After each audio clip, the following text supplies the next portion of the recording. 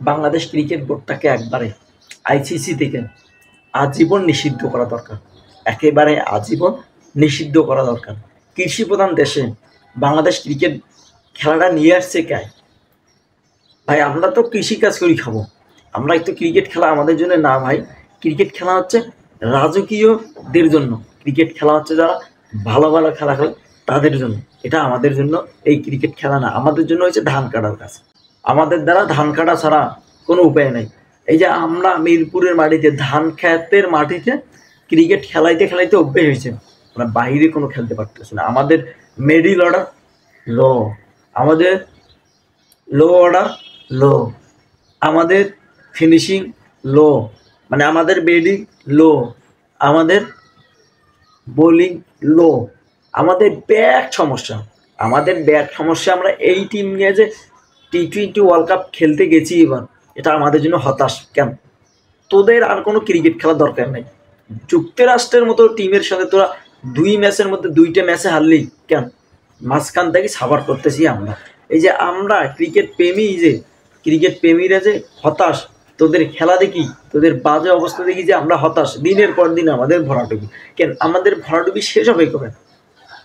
আমি বুঝতেছি না। আমাদের বাংলাদেশে জন্ম হয় লর্ডদের শান্তি আপা, আমাদের ক্যাপ্টেন, 3 ফরম্যাটের ক্যাপ্টেন, এরা কি শান্তি আপা? এরে শান্তি আপা কেন? ক্রিকেট খেলাটা যে প্রপার খেলতে হবে, কেন এই জিনিসটা বুঝতেছি না। আমরা প্রপার খেলাটা খেলতে জানি না, কিন্তু দিন শেষে আমরা প্রেস কনফারেন্সে ধুমাইয়া বক্তব্য দিচ্ছি সাংবাদিকদের সামনে। হ্যাঁ, আমাদের কথা হয় বড় বড়। যুক্তরাষ্ট্র টিমের সাথে আমাদের সিরিজের আয়োজন করা হয়েছে, মানছি সিরিজের আয়োজন করা হয়েছে, ভালো কথা। কিন্তু না, এই যে যুক্তরাষ্ট্রের মতো টিম আমাদের এক ম্যাচ হাতে রেখে সিরিজটা জয় করলো, জাস্ট এটা আমাদের মাথায় ঢুকতেছে না। আনবিলিভেবল, হতাশ। এটা আমরা হতাশ। আমরা একবারে ফুল টিম নামাইছি, আমরা একেবারে ফুল টিম নামাইছি। সে জায়গায় যুক্তরাষ্ট্রের কোনো প্লেয়ার নাই। তারা ভারত, আফগান, পাকিস্তান সব প্লেয়ার ধার করি দিয়ে ছোটো ছোটো চ্যানেলগুলোর দ্বারা খেলা খেলাইছে, আমাদের সাথে তারা সিরিজটা জয় পেল। এটা নজিরবিহীন কাজ হইল। যে যুক্তরাষ্ট্র, তাদেরকে কেউ ছেড়ে না। তারা বাস্কেটবল থেকে শুরু করে তারা ব্যাট খেলা খেলে, তারা কিন্তু ক্রিকেট খেলতে জানে না, ক্রিকেটটা খেলেই না, ক্রিকেট খেলার দিকে তাদের কোনো চাহিদা নাই। কিন্তু ওই যুক্তরাষ্ট্র এখন ব্যাট পৃথিবী চিনতেছে। বাংলাদেশকে হারাইছে, ওই যে বাংলাদেশকে হারাইছে, এখন তাদেরকে ব্যাট ড্যাশ চিনতেছে। এটা আমাদের জন্য হতাশ। আমরা যে প্রপার খেলাটা খেলবো, আমাদের ওই প্রপার খেলার মতো কোনো মানুষ নেই। আমাদের সুমাইয়া সরকার, শান্ত, সব মানে ব্যাক প্লেয়ার লর্ড। বাংলাদেশের জন্ম হয় লর্ড। ওই যে ক্রিকেট খেলার জন্ম হয়েছে ইংল্যান্ডে, আর ক্রিকেট খেলার মৃত্যু হয়েছে বাংলাদেশে।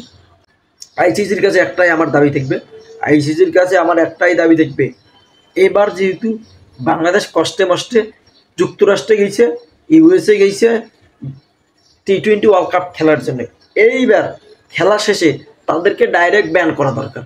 তাদেরকে ডাইরেক্ট ব্যান করতে হবে, একবারে নিষিদ্ধ করতে হবে বাংলাদেশ ক্রিকেট বোর্ডটাকে, যেন তারা আর কোনো বড় বড় কথা কর পায় না, এবং আমাদের ফ্রেন্ড ফলোয়ারদের তারা যেন আর কোনো হতাশায় না ফেলায়। আমরা আর কোনো হতাশা দেখতে চাই না। আমরা প্লেয়ার তৈরি করতে চাই, রোহিত শর্মা, কোহলি, এদের মতো বিগ প্লেয়ার তৈরি করতে চাই। দিন শেষে আমাদের তো টাকা পয়সা খরচ হয়েছে না, কিন্তু না, আমাদের কোচ কোনো দোষ নিবে না, আমাদের শান্ত ভাইয়া কোনো দোষ নিবে না। তারা নাকি পরের ম্যাচে নাকি কামব্যাক করবে। শান্ত ভাইয়া প্রেস কনফারেন্সে বলছে কালকে, তারা নাকি পরের ম্যাচ থেকে নাকি কামব্যাক করবে। এটা আমাদের জন্য হতাশ। কেন ভাইয়া?